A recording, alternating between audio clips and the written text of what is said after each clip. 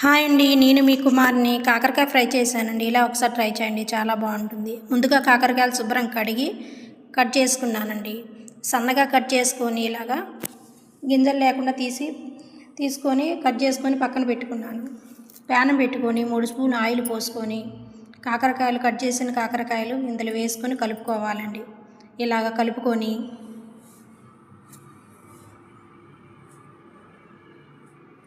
Pan పెట్టుకొని 1 cup పల్లీలు, 1/2 cup పచ్చెనపప్పు, 1/2 cup మినపప్పు వేసి సిమ్లో పెట్టి వేపుకోవాలి.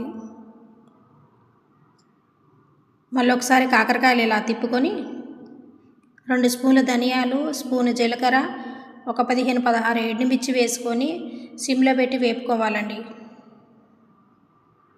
మళ్ళీ ఒకసారి ఇలా కాకరకాయలు మళ్ళీ వేగిందో లేదో చూసుకొని కలుపుకోవాలండి. ఇందులో పెద్ద ఉల్లిపాయ 2 ఉల్లిపాయలు కట్ చేసి వేసుకున్నానండి.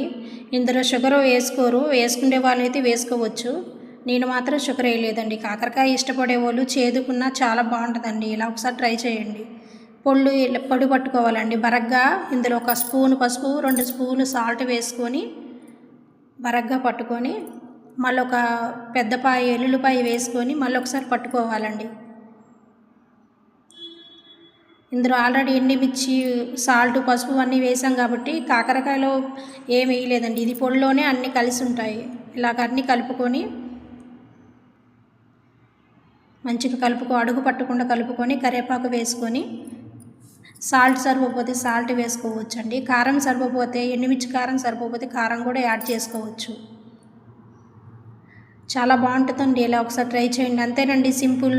Thank you for watch. Thank you.